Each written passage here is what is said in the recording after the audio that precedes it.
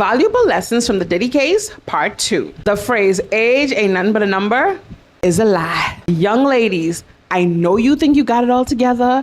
I know you think you smart and intelligent and you have your whole life planned out exactly how you're going to do what you're going to do. And I know you think you're mature for your age, but hear me when I say, think long and hard before you decide to date a man twice your age.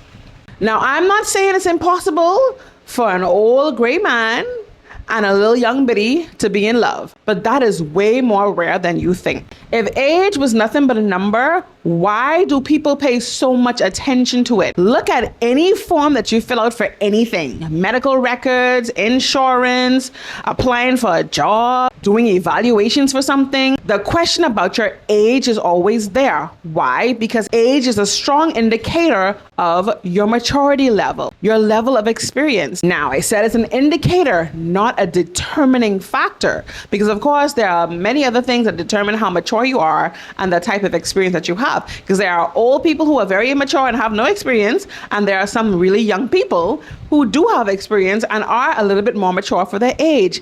Not disputing that. However, let's not play games. Age is a huge factor when trying to determine where someone's at in life. Now, I know age gap relationships are a thing, and they can sometimes be very fun because the older person could be keeping the younger person grounded, and the younger person could be adding some spice to the older person's life. But it can be very dangerous, especially for a young female. Because let's be real, when younger men are dating older women, it's seen as cool. He's the man. But when a younger female is dating an older man, she's seen as fast. She's seen as a gold digger, a sugar baby. It's just a whole different ballgame when a younger girl is dating an older man. Now, I don't need to go into too many details about the challenges that come along with age gap relationships. But one thing I want to focus on, particularly with younger females dating older men, is the power dynamic. Don't mind a man whispering in your ear how mature you are for your age and you're so beautiful and he's never met anybody like you. Let me put you on game. Most of the time, it's not about you. It's about finding someone that he can mold to his liking. Let's be real. Us older broads, you ain't molding us. Okay? Because most times we have the experience to know when a man is no good simply by the way he walk into the room. We could tell, oh no, baby, no, next. Young girls do not have that discernment because they don't have that life experience yet. Older men are usually settled into their career. They're usually great providers because they have a family or they've had a family, they're divorced, they have children, so they know how to provide, they know how to make money. So breaking off some chump change to buy you a Chanel bag or drop lunch off to you at your little receptionist job or take you on a little trip to Dubai, a lot of older men can do that with ease. Older men are usually more established, they're more financially stable. Lots of times they have status, they have connections, they're great with networking, so they have that social stability and they have lots of life experiences that you can learn from. But the dangerous side to that is he can use all of those things to control and manipulate someone who he sees as lesser. These men don't feel like they should have to live up to nobody else's standards except their own. Those type of older men, they're not looking for a partner. He's looking for someone that he can mold into everything that he wants and needs for himself, not for you. So trust me, you may be beautiful, you may have a great body, all of that good stuff, but it's not about you. You are a target.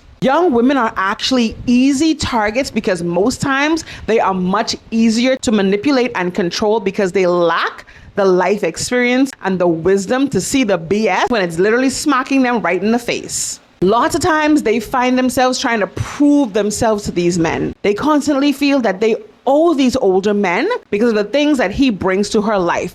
The finances, the stability, the networking, the advice, the wisdom. And it's very easy for him to say, oh, you short on school fee this month? All right, man, no problem. You know I need to see you though. Someone asked Diddy what he was planning to do with Cassie. And he said, no. He said, don't worry about Cassie. I have her exactly where I want her. She's young. She's moldable. I have her exactly where I want her. That's what Diddy said. People are calling Cassie a hoe because of her cheating on Diddy with different guys in the industry. But do you realize that that is what he turned her into? She literally testified that at 22, he was the one who taught her what oral was. She didn't even know. So he did it to her and then got upset because she didn't want to do it back to him. He introduced her to the freak-offs. He was the one who requested to see her in bed with other men while he watches. He molded her into what she became. And there are a lot of older men who do this with young girls because young girls are eager to please, bright-eyed and bushy-tailed. They don't know much about the world. You could throw some money at them or a little trip or something to make them feel special and they good to go. Now, you as the young girl watching this does not mean that you're stupid. This just means that you don't have the life experience as yet to be able to discern when an older predator is coming into your life to prey on you, drain you of your youth, mold you into what he wants you to be, not help you grow into the woman that you want to be. And by the time you realize what has happened, it is too late. It's too late. You're damaged. If you're thinking about dating an older man, consider a few things. Is the relationship transactional? Whenever he does something for you, is he always expecting something in return? Usually it's sexual favors. But if it's always where, if I do this, you got to do that, that is a red flag. Another thing to think about is he considerate about your wants, your needs, your desires, your future? Does he listen to the things that you want to do with your life? And is he supporting that?